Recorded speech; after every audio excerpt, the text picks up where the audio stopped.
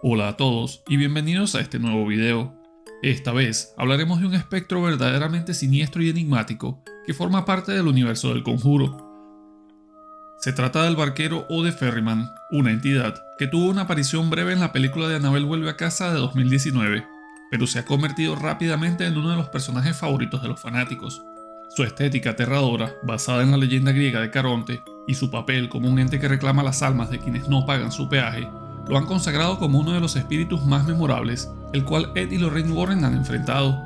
En este video explicaré detalladamente la historia del barquero en el universo del Conjuro hasta la fecha, sus posibles orígenes en la mitología y en leyendas antiguas, su apariencia física, personalidad y comportamiento, sus aterradores poderes sobrenaturales y cuáles podrían ser sus debilidades.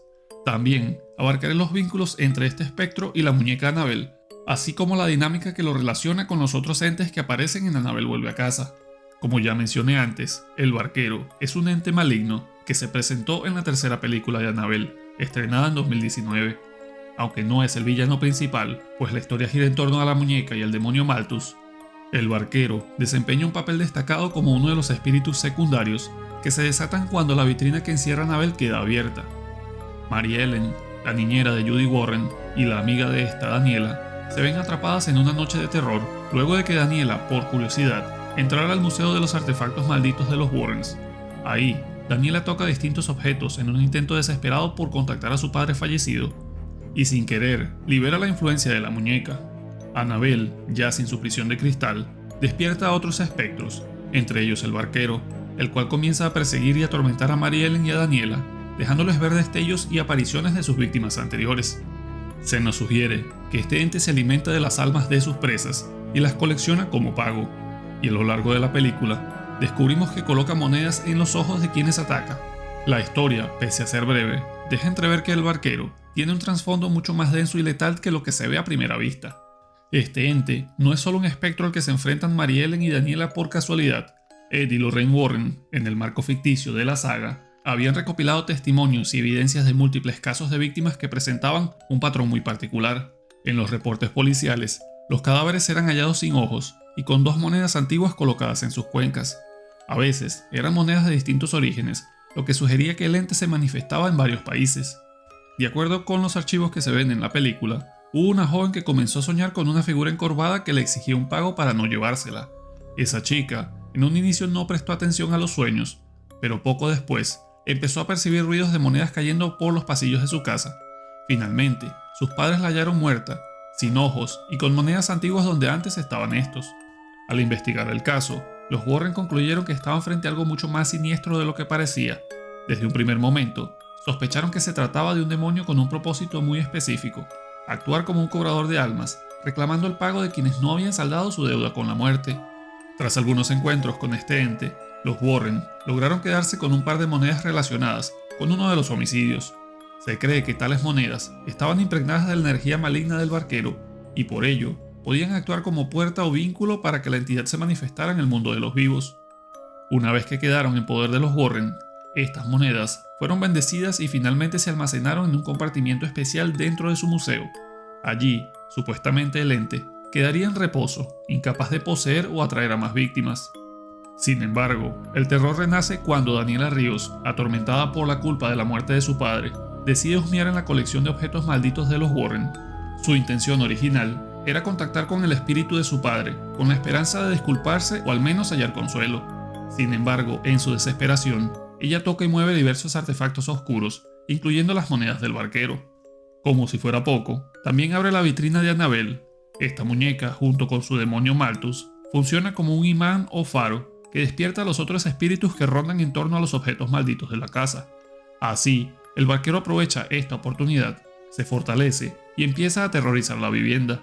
Él comienza por apagar las luces, persigue a Mary Ellen y deja caer monedas que resuenan de forma siniestra en los rincones más oscuros.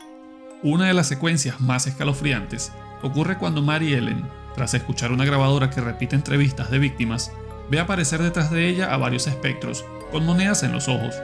Estos son los cadáveres reclamados por el barquero. Finalmente, el barquero se materializa entre las sombras, pero justo cuando parece a punto de atraparla, Mary Ellen logra iluminarlo con su linterna, provocando que se desvanezca momentáneamente, como si la luz tuviera el poder de debilitarlo. Resulta evidente que tanto por su nombre como por el uso de monedas en los ojos, que este ente está basado en Caronte, el barquero de la mitología griega y romana. Según la leyenda clásica, Caronte era el encargado de transportar las almas de los difuntos a través del río Estigia o en otros relatos el Aqueronte. A cambio, exigía una moneda, a menudo un óvulo, que se colocaba en la boca del muerto o sobre sus ojos para pagar el viaje al inframundo. Sin embargo, hay un contraste notable. En la mitología griega, Caronte no es un ser intrínsecamente perverso, sino un trabajador que cumple con su labor.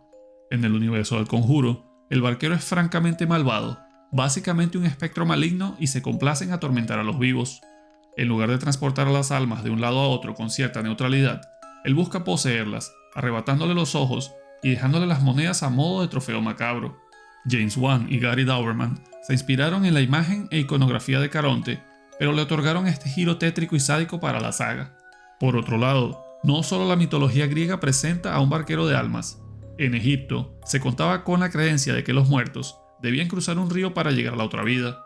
Entre los celtas se hablaba del paso a través de lagos o ciertos puentes etéreos, e incluso en la América prehispánica existían tradiciones sobre espíritus psicopompos que guiaban a los difuntos. Probablemente, los creadores del personaje del barquero tomaron estas ideas universales de un ente que reclama monedas como simbología de la transición de la vida a la muerte, convirtiéndolo en un horror moderno. Uno de los rasgos que más llama la atención de esta entidad en la película es su apariencia.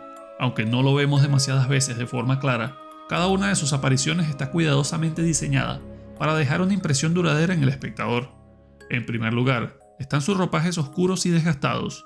Él lleva un manto largo, una especie de túnica o capa rasgada, muy similar a la de un monje medieval.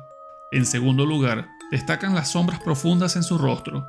La luz se refleja muy poco en su cara, casi como si estuviera en un estado permanente de penumbra. Además, posee monedas en lugar de ojos, el cual es su rasgo más icónico. Asimismo, sus manos llaman la atención por su aspecto. Estas son pálidas y huesudas, con dedos alargados que refuerzan la impresión de que se trata de un cadáver ambulante. Por último, en algunas imágenes promocionales y en el material conceptual, este porta una especie de remo o báculo, un guiño directo a la figura de Caronte. A nivel artístico, se aprecia claramente el esfuerzo del equipo de vestuario y maquillaje por darle un aspecto único y distintivo. Gracias a esto, el barquero no se confunde con otras entidades del universo del Conjuro, como Balak, Malthus o el Hombre Torcido. De hecho, cada uno de estos entes tiene su propia identidad visual y una manera muy particular de moverse. En cuanto a su comportamiento, hablamos de un ente que reclama peajes y disfruta del miedo. A diferencia de la versión mitológica de Caronte, el barquero del universo del Conjuro sí parece deleitarse causando el sufrimiento. Aunque exige monedas a cambio de no llevarse las almas, se insinúa que de una manera u otra acaba arrebatándoselas. Así, el rastro de cadáveres que deja con los ojos vacíos prueba su crueldad. La manera en que actúa esta entidad suele comenzar con apariciones en los sueños o visiones de su víctima, donde le exige un pago a cambio de no llevarse su alma. Luego, provoca sucesos paranormales, como ruidos de monedas, sombras que se ven al fondo de los pasillos, o voces en grabadoras que repiten historias sobre él. Por último, se presenta físicamente cuando la víctima está aislada, vulnerable o atemorizada. En este punto, usa sus poderes de manipulación del espacio o de la luz para envolver a su presa en una ilusión de catacumbas o ataúdes. Es entonces cuando puede arrastrarla a su dimensión o asesinarla, dejando el cuerpo con monedas en lugar de ojos. Como ocurre con varios espectros del Museo de los Warren, el barquero no interactúa activamente con otras presencias para luchar por el alma de su víctima. Más bien, da la impresión de que cada espectro es despertado por Annabelle y actúa de manera independiente, aunque con un objetivo común: infundir terror y buscar a una posible víctima. No obstante, en la película se aprecia cómo Malthus, a través de la muñeca, genera las condiciones necesarias para que todos los entes puedan manifestarse, sirviéndose del caos reinante y potenciando mutuamente su poder. Como ente maléfico, el barquero dispone de varios poderes que lo convierten en un rival difícil de confrontar.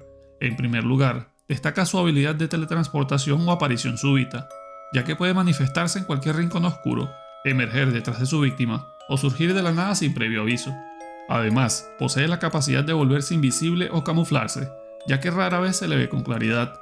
En la mayoría de sus apariciones, apenas muestra su silueta o una parte de su rostro, aumentando así la tensión y el misterio que lo rodea. También se le atribuye la manipulación de objetos, pues hace rodar monedas, cierra puertas, activa grabadoras y provoca fallas eléctricas o cortes de luz. Otra habilidad destacable es la alteración de la percepción, mediante la cual crea ilusiones aterradoras, como catacumbas interminables, pasillos llenos de ataúdes o habitaciones completamente transformadas en espacios infernales.